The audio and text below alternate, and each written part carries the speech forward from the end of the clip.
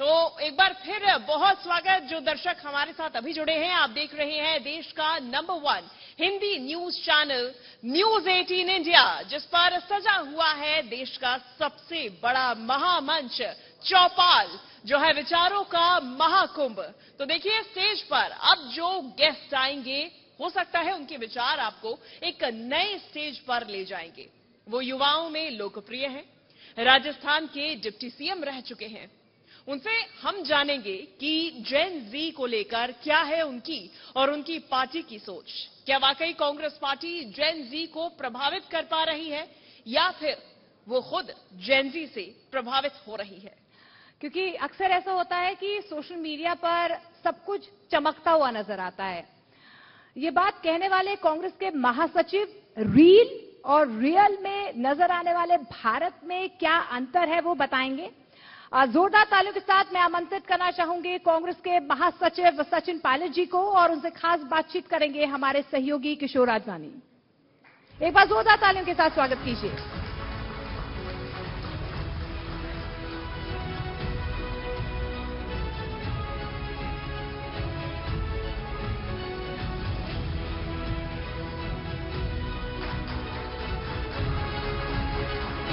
देखिए बात युवाओं की होने वाली है, युवाओं को जोश तो दिखाना होगा। एक बार जोरदार तालियों के साथ स्वागत कीजिए सचिन पायलट जी का। बहुत बहुत शुक्रिया सर।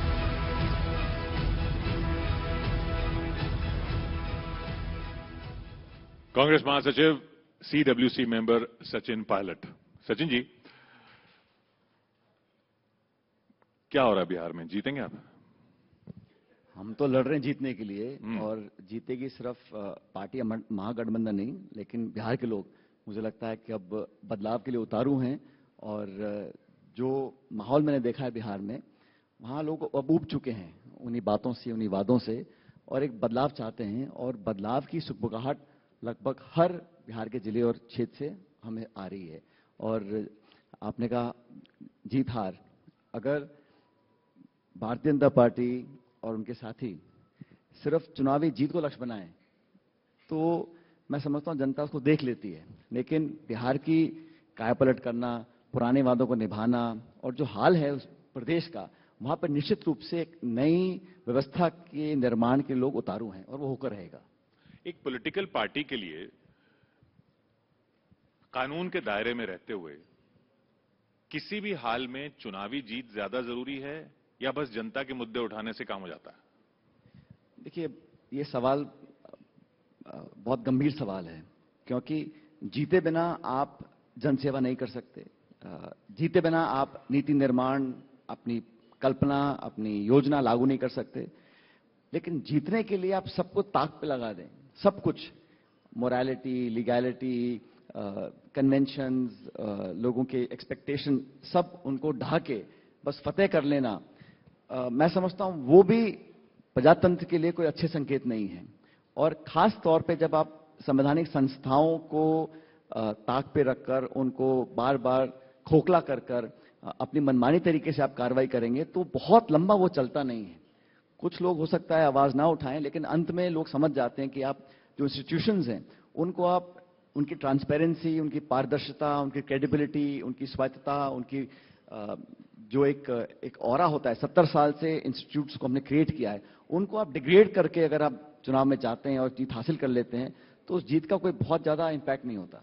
लेकिन जीतना तो पड़ता है ना, और आपकी पार्टी जीतती नहीं है, तो फिर कैसे उम्मीद जगेगी लोगों को? नहीं, मैंने कहा ना आपको जीतना बहुत जरूरी है। इसलिए हम लोगों ने पहले से बिहार के अंदर जनता को सचेत किया, निर्वाचन आयोग को सचेत किया कि आप वोटर लिस्ट में गड़बड़ी ना करिएगा, एक ट्रांसपेरेंट तरीके से। और हमने ये नहीं कहा कि फला आरोपी है, कुछ तथ्य सामने आए, कुछ आंकड़े सामने आए, तो इतना कहा पे इसकी जांच तो करिए। अब मुझे बड़ा ये अचंभा होता है जब निर्वाचन आयोग बजाय जांच करने के, जांच करें, जांच में कुछ ना पाया जाए अलग बात है, लेकिन किशोर कैसे हो सकता है कि आप कुछ एविडेंस दे रहे हैं डेटा के साथ जनता के सामने, और इलेक्शन कमीशन बोलता है आप पहले हमें एफिडेविट लिख के दीजिए, और जो वोटर लिस्ट है आप ये जनता पर ही छोड़ रहे हैं? नहीं, जनता की बात नहीं भाई, हम लड़ाई किसके लड़ रहे हैं? पॉलिटिकल पार्टीज निश्चित रूप से पब्लिक का काम करते हैं, लेकिन जनता की आवाज उठाना हमारा भी तो काम है, विपक्ष का। और सवाल दो हैं। पहला, अब निर्वाचन आयोग है, एक इंस्टीट्यूशन, कॉन्स्टिट्यूशनल बॉडी है, उसने कहा कि हम लोग जो वोटिंग के दिन जो सीसीटीवी की फुटेज होती है उसको नष्ट कर देंगे 45 दिन में। किसने मांग रखी करने के लिए? और वोटर लिस्ट हमको कोर्ट ने कहा कि हर पार्टी को मिलनी चाहिए। तो मैं आपको उदाहरण दे रहा हूं कि ये सारी चीजें संकेत करती हैं कि कुछ गड़बड़ी चल रही है। और हमने तो कहा कि जो जिंदा हैं उनको मरा दिखा रहे हैं। तो ये गड़बड़ियां सुधारने का एक मौका है इलेक्शन कमीशन के पास और करना चाहिए। हम तो चुनाव लड़ रहे हैं अपने एजेंडा के ऊपर, और निश्चित रूप से बिहार के अंदर मैंने खुद देखा है कि जिस तरह पद प्राप्ति के लिए सब कुछ ताक पे रखकर आप कुर्सी चिपके बैठे रहे हैं, और जो सामाजिक समीकरण है उसमें खेल कर कर अपनी वोट बटोरते रहे। चुनाव की घोषणा के दिन आप 75 लाख लोगों के खातों में 10,000 रुपए डाल दें, तो ये सारी बातें, इससे लगता है कि आप अपने परफॉर्मेंस पे आपको कॉन्फिडेंस नहीं है और आप ये सब कार्रवाई कर कर सिर्फ सत्ता हासिल करना चाहते हैं। लेकिन संगठन तो चाहिए होगा ना। आप कह रहे हैं कि उसमें अगर गड़बड़ियां हैं तो ये आपके बूथ एजेंटों को देखना था ना जब चुनाव हो रहे थे, वो उन्होंने देखा नहीं। बिल्कुल, एजेंट्स ने दिया, लिख के दिया, कोर्ट में गए, अपील करी, एफिडेविट दिए, सब कुछ किया, लेकिन अंत में कार्रवाई कौन करेगा? और दूसरा बताइए मेरे को, अगर मैं कोई सवाल पूछता हूं इलेक्शन कमीशन से तो उसका जवाब बीजेपी के प्रवक्ता क्यों देते हैं? भाई, election commission is above party politics, above government and opposition. उसको तो एक अलग इंस्टीट्यूशन है। They should actually instil confidence. आपको याद होगा, हम कभी कभी पढ़ते थे कि रेगिस्तान में, पहाड़ों में एक झोपड़ी है, 2 वोट हैं, और 4-4 दिन निर्वाचन आए लोग पैदल चलकर जाते थे ताकि वोटिंग वहां से हो सके, ताकि एक वोट की कीमत है। यहां तो लाखों लोगों के नाम गायब हो रहे हैं, पता ही नहीं है। कौन संभालेगा, कौन जिम्मेदारी लेगा इस बात की? तो ये बिहार की बात आप कर रहे हैं कि जीत होगी, जनता बदलाव चाहती है। आपकी पार्टी तो इतनी सीटें नहीं लड़ रही कि वो जीत जाएगी या अकेले बना लेगी सरकार। हमारा गठबंधन है और वहां पे लगभग हर पार्टी गठबंधन में है। हाँ। चाहे जेडीयू है, कांग्रेस है, बीजेपी है, आरजेडी है, हम सब एक 2 अलायंस चुनाव लड़ रहे हैं। तो आरजेडी की अगुवाई में सरकार बनाने की बात हम लोग मिलकर चुनाव लड़ रहे हैं भाई। इस पार्टनरशिप में कोई 6-4, 5-5 की बात नहीं है। हम लोग मिलकर लड़ रहे हैं, उनको हम ताकत दे रहे हैं, वो हमको ताकत दे रहे हैं। जितनी सीटें वो लड़ेंगे, जितनी सीटें आप लड़ेंगे, उससे पता चलेगा ना कौन बड़ा है। अब बड़े छोटे की बात क्या रहेगी इसमें? हमें तो सत्ता परिवर्तन करना है वहां पर, और किसके लिए करना है? हमने एजेंडा बनाया है। वहां हर वर्ग, बिहार में आप बताइए, बिहार में इतना पलायन है, इतनी गरीबी है, और वहां पे संसाधन है, फर्टाइल लैंड है, वहां पर गवर्नेंस की कमी है। और 20 साल में आप आंकड़े देख लीजिए, जितना निवेश, जितना जॉब क्रिएशन, जितना इन्वेस्टमेंट होना चाहिए, दूर दूर तक नहीं है। तो वहां पर सिर्फ चेहरा बदलने से काम नहीं चलने वाला है। वहां पे एक पूरा होलिस्टिक चेंज हो, पूरे गवर्नेंस सिस्टम्स को बदला जाए और एक ट्रांसपेरेंसी और अकाउंटेबिलिटी स्थापित की जाए, उस बात का संघर्ष है। तो आप इसलिए आप कह रहे हैं सब बराबर हैं, क्योंकि इसी वजह से आप तेजस्वी यादव का नाम नहीं देना चाहते चीफ मिनिस्टर के तौर पे? हम लोग सही समय पे सही निर्णय कर लेंगे, और मसला यह नहीं है कि कौन उप मुख्यमंत्री बनेगा, कौन प्रधानमंत्री बनेगा, कौन मुख्यमंत्री बनेगा, वो बात की बात है। पहले जनता का विश्वास जीते हैं, बहुमत लेकर आए, उसके बाद सारे काम हो जाएंगे। पर आप जब वोट मांग रहे हैं, आज आपके साथ, अच्छा मैं बताता हूं आपको, सुनिए। हाँ। अभी इनका गठबंधन है एनडीए का। अब कितनी सीट पहले जेडीयू लड़ता था, कितनी बीजेपी लड़ती थी, अब कौन हावी है? और नीतीश कुमार जी आज बीजेपी के लिए एडवांटेज है या लायबिलिटी है, ये सब सवाल जनता पूछ रही है। तो मजबूरी में लोग क्या क्या करें अलग बात है, जो सत्ता में है। हम लोग तो एक वैकल्पिक व्यवस्था, एक ब्लूप्रिंट, एक पॉजिटिव रोड मैप लेकर जनता के बीच में जा रहे हैं और सबको कह रहे हैं कि हम सबको साथ लेकर चलेंगे। नहीं, हमारा पर तेजस्वी यादव सीएम होंगे, ये कहने से क्या नुकसान हो जाएगा? नुकसान फायदे की बात ही नहीं है। ये काम तब करेंगे जब हमारे को लगे हम सब उन्होंने तो अनाउंस कर दिया। सुनिए, वो तो अनाउंस कर रहे हैं।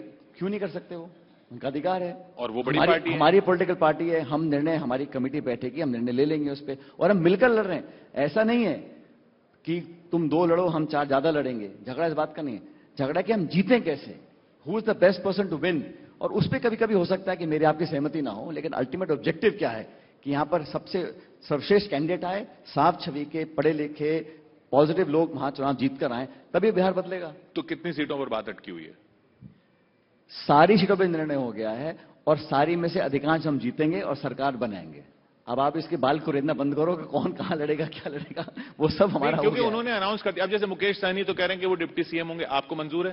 भाई, हर आदमी को एम्बिशन होती है, मांगने में क्या बुराई किसी को। और हमारे नहीं, उन्होंने अनाउंस कर दिया। हमारे बड़े सम्मानित वो साथी हैं, हम मिलकर चुनाव लड़ रहे हैं, और सारे जो भी इश्यूज आप कह रहे हैं वो अभी 1 आध दिन की तो बात है, सब निमट जाएगा, कोई दिक्कत नहीं। अब उस सवाल पर जो बार बार बीजेपी उठाती है और आप उसका जवाब भी देते हैं, परिवारवाद। परिवारवाद सब पार्टियों में किसी न किसी रूप में है। बीजेपी ने एक परिभाषा दी परिवारवाद की कि जो पार्टी ही परिवार जनरेशन टू जनरेशन चलती है, पार्टी का ही पूरा लीडरशिप, वो है असली परिवारवाद। बाकी अगर लीडर उसमें हो किसी परिवार से तो वो तो अपनी मेहनत से आ रहे हैं। जनता का डेफिनेशन, आप जनता में जाते हैं, जनता का डेफिनेशन परिवारवाद का क्या है? आप ये सब छोड़ो, आप मुझे बताओ, जो बीजेपी सरकार में है इनको परिवारवाद वहां नहीं दिखता? टीडीपी में नायडू साहब की बात मैंने आपसे कहा एक ही। मिनट सुनो ना सर, हाँ। वहां वो परिवारवाद नहीं है। वो बहुत अच्छे लोग हैं, बहुत सज्जन हैं, बहुत कर्मठ हैं, बहुत मेहनती लोग हैं। और कोई अगर चुनाव जीत के आता है, प्रधान, एमएलए, एमपी बनता है, उसके घर वाले कोई राजनीति में हो, तो उसको कहेंगे नहीं अभी परिवारवाद है। तो ये परिभाषा अपनी सहूलियत से डिफाइन करना, ये कहां की? मैं तो आपको कह रहा हूं ना, आप अपनी सहूलियत से डिफाइन कर दो। मैं तो बोलना चाहता हूं, जिस व्यक्ति को जनता एक्सेप्ट करे, जो अपनी मेहनत से अपने दम पर जनता का विश्वास जीते और बार बार जीत कर आए, उसे हमें एक्सेप्ट करना पड़ेगा। वो चाहे किसी का बेटा पोता हो, कोई फर्क नहीं पड़ता। लेकिन आप सिर्फ नाम से ही अपनी दुकान चलाते रहो और थोपे जाओ और पब्लिक आपको चुनाव हरा दे, तो फिर वो चलता नहीं है। देखो अल्टीमेटली क्या है किशोर, पीपल्स मैंडेट, जो कलेक्टिव विजडम है, 20-22 लोग मतदान करते हैं लोकसभा क्षेत्र में और किसी व्यक्ति को चुनकर भेज रहे हैं, बार बार चुनकर भेज रहे हैं, तो ये ठप्पा लगा देना कि तुम्हारी डिस्क्वालिफिकेशन है, आप इस घर में पैदा हुए, वो गलत है। It can be a qualification but certainly can be disqualification. अगर आप बार बार अपने आप को प्रूव कर रहे हैं, और ये बातें सुनते सुनते 20 साल मुझे भी हो गए, में कोई दम नहीं है, क्योंकि व्यक्ति अच्छा है, जीत के आ रहा है, काम कर रहा है, ईमानदार है, मेहनती, एक्सेप्टेबल है।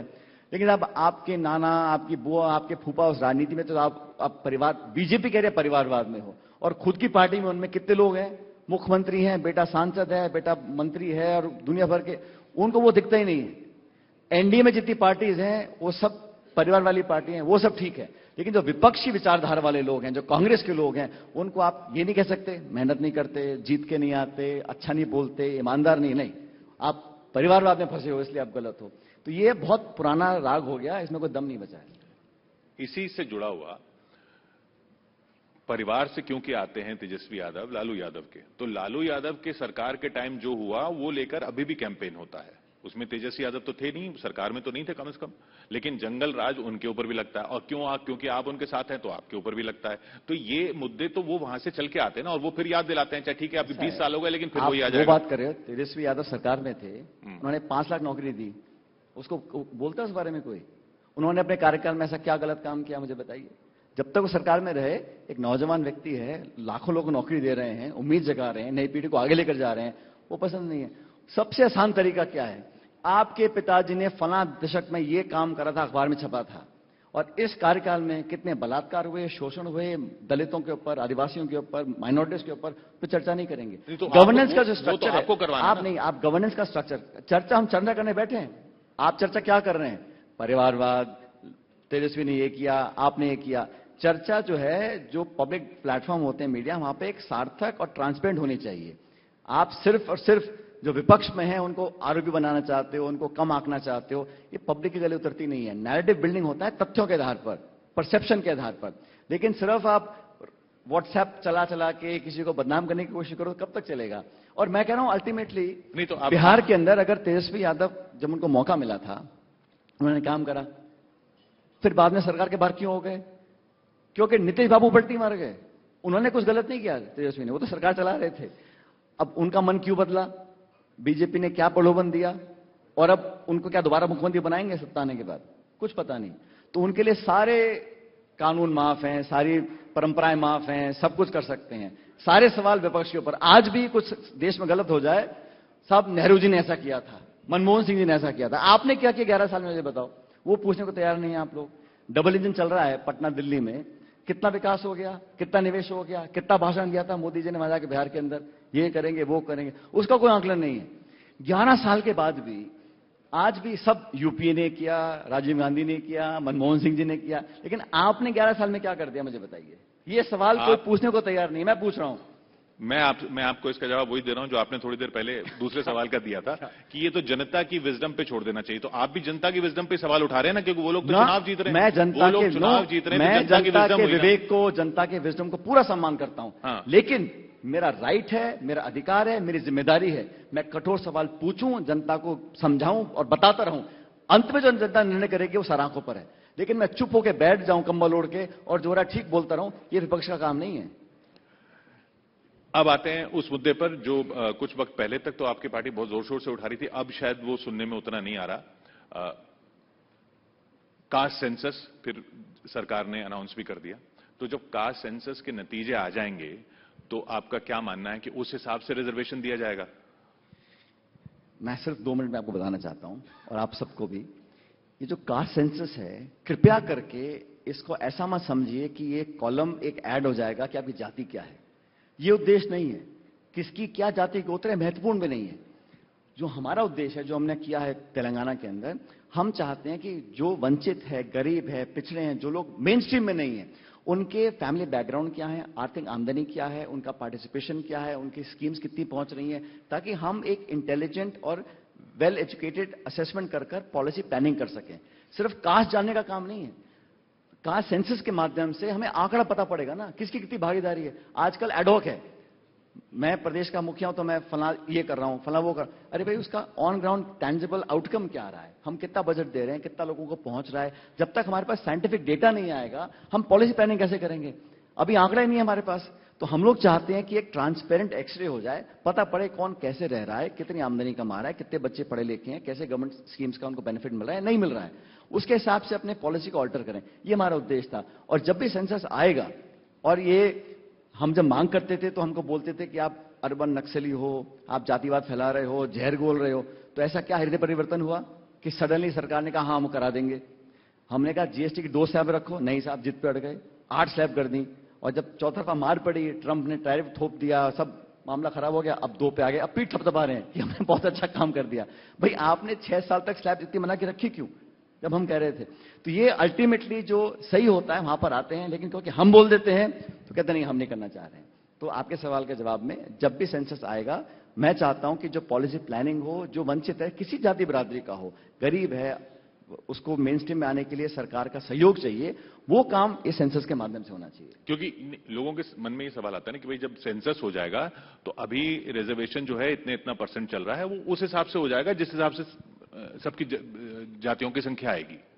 नहीं, सिर्फ रिजर्वेशन इश्यू नहीं है, निश्चित रूप से वो भी प्रोपोर्शनेट होना चाहिए, लेकिन beside reservation, policy planning, budget allocation, schemes, programmes, targeted intervention, ऐसे बहुत करोड़ों लोग इस देश में हैं जिनकी कोई गिनती नहीं होती, जिनका पता ही नहीं पड़ता वो क्या कर रहे हैं। वहां तक अब हमारे पास डेटा है, साइंटिफिक एनालिसिस है, सब कुछ टेक्नोलॉजी है, तो we should reach the maximum people. ये उद्देश्य हमारा है कास्ट सेंसस की डिमांड करने का। और प्राइवेट सेक्टर में भी होना चाहिए रिजर्वेशन? डिपेंड करता है वहां पे क्या करें, लेकिन मुझे लगता है कि जॉब क्रिएशन सिर्फ सरकार सारी कर दे वो पॉसिबल नहीं है। तो private sector has to intervene. उसके लिए एक ऐसा इकोसिस्टम बने जहां पर ग्रोथ ओरिएंटेड पॉलिसीज हो। सिर्फ विज्ञापन से, भाषण से, या सिर्फ रोड शोज करके मुझे लगता नहीं कि इन्वेस्टमेंट होने वाला है। और सुनिए, सिर्फ निवेश नहीं, निवेश इतने $1 बिलियन का हो गया अलग बात है, एक्चुअल जॉब कितने हम लोग क्रिएट कर रहे हैं। और एक होते हैं अनएम्प्लॉयड, एक होते हैं अंडर एम्प्लॉयड। जो पढ़ा लिखा बच्चा बच्ची है, वो डबल MA BA BSc करके बैठा हुआ है, बट ही और she is getting a salary of 10,000 rupees, that's under employment. ये बहुत बड़ा इशू है इस देश में। मेरे हिसाब से, आप कुछ भी चौपाल में भाषण दें, मैं और आप, इस देश में सबसे बड़ा इशू आज के दिन में बेरोजगारी का है। और ये ग्रामीण क्षेत्र में है, शहरी क्षेत्र में है। एंड कलेक्टिवली सरकार को तो करना ही पड़ेगा, लेकिन हम सबको दिमाग लगाना पड़ेगा। अगले 2-5 साल के अंदर अगर हम हल नहीं निकालेंगे तो देश की सामाजिक संतुलन के लिए, अर्थव्यवस्था के लिए ये बहुत बड़ा गंभीर चैलेंज उभर कर सामने आने वाला है। तो ये इतना बड़ा इशू है और इतने लोग इससे प्रभावित हैं और आप ये मुद्दा उठाते हैं, तो फिर ये तो फिर कमी आप ही में होगी ना कि अगर आप इतना मुद्दा उठाते हैं, फिर भी जब वोट देने की बारी आती है या तो वो उधर ही दे देते हैं या फिर नए अल्टरनेटिव को देते हैं। अभी जन स्वराज खड़ा हो गया, वो उनको दे देंगे। तो नहीं, आप हर बात का आकलन आपका हिसाब से, जो जीता वो सिकंदर। नहीं, ठीक है, नहीं, मैं जीत गया, मैं तो एक्सेप्ट कर रहा हूं, जो जीता ठीक है, जीत गया है। लेकिन जीतने का मतलब नहीं है कि आपको ब्लैंक चेक दे दिया है, आप मना जो करो। आप जीत के आए हो इन एग्जैक्टली इन बातों को लेकर, गरीबी उन्मूलन के लिए, रोजगार उत्पादन के लिए, सामाजिक संतुलन के लिए, शांति बहाली के लिए, लोगों को साथ लेकर चलने के लिए। आप इस बात के लिए नहीं आए हैं कि आप हिंदू हैं, मुसलमान हैं, या मंदिर बनेगा, मस्जिद बनेगा। ये काम सरकारों का नहीं है। आप उस मुद्दे को लेकर वोट बटोर लें, सत्ता में आके फिर भाषण दें विपक्ष को, ये गलत है। आप चर्चा करें, मुद्दे पर डिस्कस करें, जहां कमी है उसको एक्सेप्ट करें, उसमें क्या बुराई है। और मुझे लगता है कि जब सरकारें बन गई, खासकर केंद्र की सरकार है, 11 साल हो गए, आप कब तक उसी मुद्दे पर कांग्रेस को आलोचना कर करप्शन की बात कर आपने कालाधन की बात करी, आपने बेरोजगारी की बात करी, आपने गरीब अमीर की खाई बिठाने की बात करी, उस पर क्या है आपका व्हाइट पेपर है, उस पर आपकी परफॉर्मेंस क्या है? इतना पूछने का अधिकार भी आप नहीं देंगे और पार्लियामेंट में 150 सांसदों को आप सस्पेंड कर देंगे, आप दबिश बनाएंगे, आप ईडी छोड़ देंगे, इनकम टैक्स डाल देंगे, तो फिर आप आवाज को दबाने का काम कर रहे हैं ना। मैं आपकी कमजोरी की बात कर रहा हूं इसलिए क्योंकि मैंने जहां से सवाल शुरू किया था कि भाई मुद्दा उठाना ही काम है या जीतना भी पड़ता है, तो उसके मुद्दे उठाने से जीत के बीच का ये वोट कन्वर्जन की बात हो रही है, उसमें तो आपके संगठन की कमी होगी ना। जनता के हाथ में है सही मुद्दे उठाना अपने कन्विक्शन के हिसाब से और आवाज को सामने रखना। बहुत बार कोशिश होती है कि आवाज को दबा दिया जाए या निगलेक्ट कर दिया जाए, लेकिन मुखर होकर बात को रखना, कन्विंसिंग तरीके से बात रखना और जब देश हित में जो है, देखिए हम सब अलग अलग दल में होंगे लेकिन अल्टीमेटली देश हमारा है। हम लोगों को कहीं ना कहीं सोचना पड़ेगा कि मैं सिर्फ ये चुनाव कैसे जीतूं इस पर ध्यान देना है या मुझे किस देश की अगली वाली पीढ़ी को कुछ देकर जाना है। हम आने वाली पीढ़ी को एक बेहतर देश देकर जाएं इसलिए राजनीति कर रहे हैं। अगर हमको सिर्फ लाल बत्ती चाहिए और घोड़ा गाड़ी चाहिए और चुनाव जीतना है, वो तो कोई भी कर सकता है। तो आई फील कि मुझे लगता है कि आप का भी जो सवाल पूछ रहे हैं आप, मुझे लगता है कहीं ना कहीं आप जो हम लोग सवाल पूछना चाहते हैं उसको डिफेक्ट कर आप कहते हैं आप में कमी है, आप अपने मुद्दों से चुनाव नहीं जीत पाते हैं। 3 बार चुनाव बीजेपी जीती है, उसको हम स्वीकार कर रहे हैं, लेकिन मैंने कहा इंस्टीट्यूशनल वीकनेस, कॉन्स्टिट्यूशनल बॉडीज को आपने जो वीकन किया है, जो मीडिया नैरेटिव बनता है, जो फेक न्यूज फैलती है, जो समाज में तनाव होता है, टकराव होता है, वो एक पॉजिटिव डेवलपमेंट नहीं है। इसलिए मेरा मानना है कि बराबर में लोग आके अल्टीमेटली जनता जनार्दन है, जिसको आप वोट डालेंगे वो जीत कर आएगा, लेकिन चुनाव ट्रांसपेरेंट हो, मुद्दे पॉजिटिव हो, पारदर्शिता हो, एजेंसीज का दुरुपयोग ना हो, ये सभी जिम्मेदारी किसकी है? जनता और विपक्ष की मिलकर है। नहीं तो जब जैसे प्रशांत किशोर आते हैं और वो कहते हैं कि मैं वो पुरानी वाली कांग्रेस हूं, मैं जो महात्मा गांधी के टाइम की कांग्रेस वाली विचारधारा लेके चल रहा हूं, और वो अगर वोट ले जाते हैं तो ये आपकी गलती हुई कि नहीं हुई? किसी को भी अधिकार है चुनाव लड़ने का और ऐसे बहुत से लोग हैं, दल हैं। आपको नुकसान नहीं होगा? नुकसान फायदा हम तो ऐसा है, हमारे लिए सब बराबर हैं। जो हमारे सामने चुनाव लड़ेगा उसको एक ऑनेस्ट तरीके से हम लोग डिबेट करेंगे, जनता को कन्विंस करेंगे, चुनाव जीतेंगे। अब सामने कौन है, जब आप अखाड़े में जाते हैं ना, तो हम नहीं कह सकते पहलवान 50 किलो का 100 किलो, जो भी होगा हमें चुनाव जीतना है और उस माइंडसेट से हमें चुनाव लड़ना है। तो वो आपको नुकसान पहुंचाएंगे नहीं पहुंचाएंगे समय बताएगा, लेकिन हम तो जनता के लिए चुनाव लड़ रहे हैं and I believe we are trying to get the best candidates. हम चुनाव जीतें। अब सामने कौन है, जेडीयू है, बीजेपी है, एक्स पार्टी, वाई पार्टी है, वो समय की बात है। I don't think we should focus on others weakness and strength, हमें खुद पे फोकस करना चाहिए। मैं भी वही बोल रहा हूं। तो 70 आपने पिछली बार लड़े, 19 जीते, तो बार बार आपको यही कहा जाता है ना कि आपकी वजह से महागठबंधन पीछे रह गया। ये आप कह रहे हैं, लेकिन हमारे पार्टनर्स तो नहीं बोलते। अगर हम इतना ही हम कमजोर होते तो हमारे पार्टनर हमसे समझौता क्यों करते? अगर हम, जैसे आपने कहा कि ये आंकड़ा बुरा रह गया, वो अच्छा, ऐसे बहुत उदाहरण हैं अनेक राज्यों में जहां बड़ी बड़ी पार्टियों की बहुत कम सीटें आती हैं, लेकिन वर्कर, विचारधारा, समर्थन ये जनता में फैला होता है। तो असली आंकड़े may not reflect the true potential of what the ideology holds. लेकिन जब चुनाव होगा, हमारा बहुत अच्छा गठबंधन है। अभी यात्रा हुई थी, राहुल जी की हुई, तेजस्वी यादव ने यात्रा करी, तो जो मैं वहां पे गया था, जो फीडबैक मिला है बहुत पॉजिटिव है। इसलिए सारे घोड़े खोल रही है बीजेपी और जेडीयू, सब लोगों को सेटिंग करके अपना गोटी बिठा रहे हैं, लेकिन ultimately the will of the people will prevail.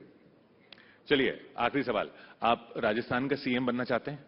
मैं अपनी पार्टी के लिए काम कर रहा हूं और जो पार्टी मुझे आदेश करेगी, लेकिन उस जो आपने सवाल पूछा उससे पहला सवाल यह है कि 3 साल के बाद क्या कांग्रेस सरकार वहां बनेगी, और मैं चाहता हूं और मैं पूरी कोशिश में लगा हूं कि वहां पर सत्ता परिवर्तन हो, कांग्रेस को बहुमत मिले, उसके बाद जो पार्टी निर्णय करेगी वो सबको स्वीकार होगा। वो पार्टी ने फिर अशोक गहलोत को दे दिया तो? मैं कह रहा हूं पार्टी जो निर्णय करे, और मैं अपनी नहीं बोल रहा हूं, पूरे प्रदेश देश के नेता इस बात से सहमत हैं। अल्टीमेटली पहले हम लोग सरकार बनाएं, क्योंकि आज जो सरकार है 2 साल हुए हैं, इतनी जल्दी कोई जनता का विश्वास खो दे मैंने पहली बार देखा है। वहां कोई गवर्नेंस नहीं हो रही है, बस वहां अफसरशाही राज चला रहे हैं। सत्ता परिवर्तन करने के लिए हम पूरी ताकत लगा रहे हैं, और मैं जानता हूं मुझसे क्या कहलवाना चाह रहे हैं, मैं बोलूंगा नहीं, क्योंकि मैं बहुत साल से काम कर रहा हूं मेरी पार्टी के लिए। जो दल हम लोगों ने सबको आज मिला है, पार्टी ने दिया है, एक बार हम चुनाव जीतें, बहुमत में आ जाएं, फिर विधायक, पार्टी, लीडरशिप जो चाहेगी वो होगा। राहुल गांधी को पीएम बनना चाहिए? बिल्कुल बनना चाहिए। वहां पे आपको कोई डाउट नहीं है? वहां नाम लेने में कोई डाउट नहीं है? बिहार में आप नाम नहीं लेंगे, राजस्थान में? क्योंकि वो हमारी पार्टी के नेता हैं। हम उनके साथ काम कर रहे हैं। मैं पार्टी का महासचिव हूं, वो इस देश के विपक्ष के नेता हैं। और आप आंकड़ा सुन लीजिए, पार्लियामेंट में जो एनडीए सरकार में है उसको मिले हैं कोई 40-45% वोट, जो पोलिंग हुई है, कास्ट हुई है। और जो 60-65% वोट है, 60% वोट वो विपक्ष को मिला है। विपक्ष का नेतृत्व कौन कर रहा है? इंडिया अलायंस का, सारी पार्टियों का, राहुल गांधी जी कर रहे हैं। तो विपक्ष की आवाज बहुत मजबूत है और हम सब चाहते हैं उनके नेतृत्व में हम लोग आगे बढ़ें, और मुझे लगता है बहुत जल्द ये काम होने वाला है। बहुत बहुत शुक्रिया हमसे बात करने के लिए Sachin Pilot ji. Thank you, thank you. Congress महासचिव व सीडब्ल्यूसी मेंबर सचिन पायलट हमारे साथ थे। बहुत बहुत शुक्रिया।